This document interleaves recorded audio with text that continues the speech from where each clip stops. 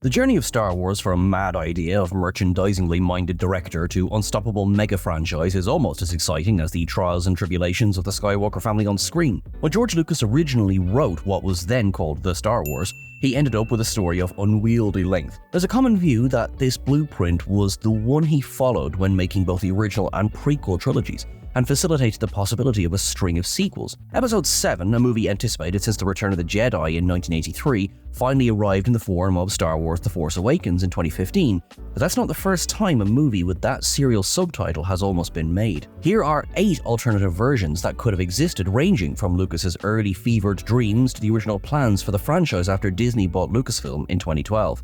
With that in mind, I'm Sean Ferrick for What Culture Star Wars, and here are 8 different versions of Star Wars Episode 7 that were almost made. Number 8.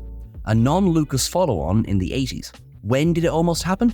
Well, after the original trilogy wrapped up, Vader was dead, the seeds of a new Jedi Order had been sown, and the rebellion had woken up on Endor with a banging headache. Yep, after Return of the Jedi, the original trilogy's story was definitely over, making another sequel a questionable thing. The previous movies had been more open-ended. Although Lucas was rather adamant as time went by that the saga ended with Episode 6, he did toy with the idea of handing Star Wars over to another director for some subsequent movies lacking his involvement, revealed in interviews shortly after the first trilogy's conclusion. He was off writing Indiana Jones, a franchise, if anything closer to his heart to Star Wars, and dabbling in a variety of less noteworthy projects, so was likely happy to move on.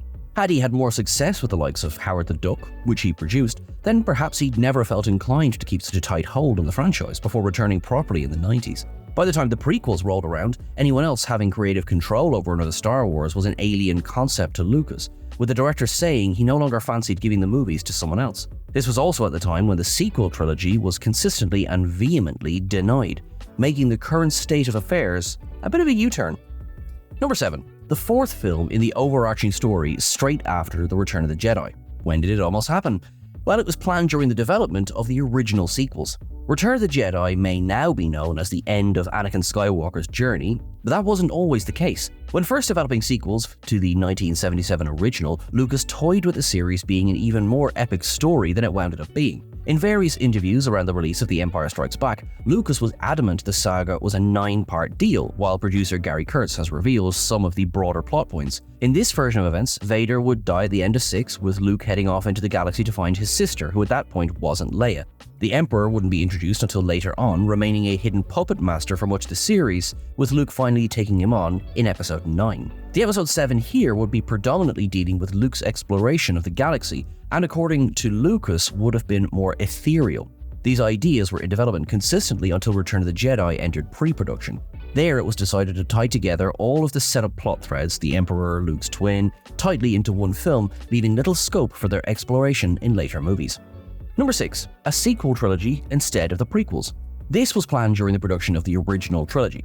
Much is made of a conversation Lucas had with Mark Hamill on set of the original Star Wars, where the director talked about making a set of sequels 30 years down the line, with Luke in an Obi-Wan-esque position. But while a 60-year-old Luke in Episode 7 was mooted back then, it wasn't the only planned sequel trilogy that would feature the Jedi Master later in life. Lucas's biographer Dale Pollock was allowed to read George's original 12-part treatment for the Star Wars saga and, after being bound by a confidentiality agreement for decades, in 2012 could finally talk about them. He didn't reveal much, but did say the films would deal with Luke in his 30s and 40s. That places the sequel trilogy for a planned release of the 90s, when Lucas would eventually start making the prequels. After Return of the Jedi stopped the series' forward momentum at that time, ending the pressing story, it looked like Lucas was happy to leave the franchise behind. And this idea of a middle-aged Luke with it, until an interest in telling the backstory, having kids likely influenced that, eventually brought him back. What this practically means is that many of the non-essential elements of the prequels could have turned up in a 1990s Episode 7. Darth Maul versus Luke Skywalker, anyone? Number 5. A David Fincher directed The Force Awakens. When did this almost happen? Well, just after Disney bought Lucasfilm in 2012. When Disney bought Lucasfilm and announced Episode 7, the biggest question, after whether the central trio would return, was who'd direct. Lucas was officially out of the running, and based on Disney's track record with finding helmers for projects, hopes were high.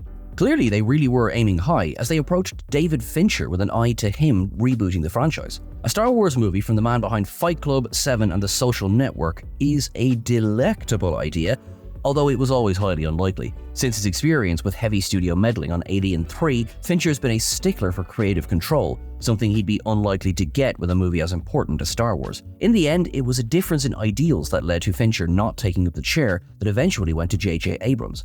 To him, the real intrigue in Star Wars were the droids, sentient machines who are forced into servitude, with him wanting to make a movie that would essentially be ex machina in space, which was not really what Disney was going for. Number 4. A non-Disney Lucas-directed version of The Force Awakens. When did this almost happen? Well, obviously before Lucas sold the rights to Disney. In the public eye, Star Wars only began its awakening when Disney forked over $4.05 billion for Lucasfilm. But in fact, A Return to the Galaxy Far, Far Away had already taken its first steps years before. After spending the better part of a decade insisting the sequel trilogy would never, ever happen, George Lucas went back on his word and began hashing out the plots for episodes 7, 8, and 9 with an eye for him directing. Little is known about what these treatments included. Given Lucas's penchant for going back to old ideas, it would likely have incorporated concepts from those earlier versions that never materialized. It'd be easy to assume all the bitching online eventually got to him, but the real reason he never moved forward with these ideas was time. To make a whole new trilogy would take all in all a decade, and as a filmmaker, he wasn't ready for such a commitment. Disney had been sniffing around for the rights for a while. It was one CEO Bob Iger's major career goals, and he eventually realized letting someone else take on the movies wasn't a bad idea. These treatment for the sequels were part of the sale, but their significance will be looked at now in a few minutes. Number 3.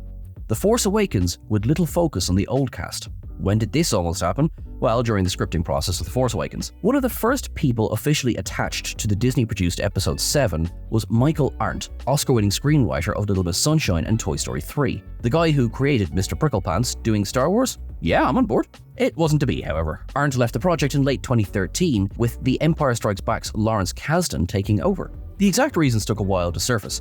Originally, the tight production timeframe was blamed, but eventually it became apparent the problem was something more ingrained. Arndt's version of the movie had been too forward-thinking, relegating returning characters Luke, Han, and Leia to supporting roles and pushing younger characters, reportedly their children, front and center, which clashed with Abrams' view of the film. This whole development accidentally revealed a lot about the approach of The Force Awakens, though ultimately the new cast, John Boyega, Daisy Ridley, and Oscar Isaac, were prominent. Number 2. The Empire Strikes Back. When did it almost happen? During the production of Episode 5. Episode 5 was originally going to be Episode 6. Yeah, really. As already discussed, Lucas had a broad 12-movie plan following Star Wars, and although the obvious assumption is that it was to be 4 sets of 3, Lucas imagined it differently. The way he saw it, there would be 3 trilogies interspersed with more standalone movies. Episode 1 would be a prelude, episodes 2, 3, and 4 would detail the Clone Wars, mentioned of course in A New Hope. Episode 5 would bridge the gap between the Republic and the Empire. Episodes 6, 7, and 8 would be the original trilogy. Episodes 9, 10, and 11 would be some form of sequel trilogy, plot undefined.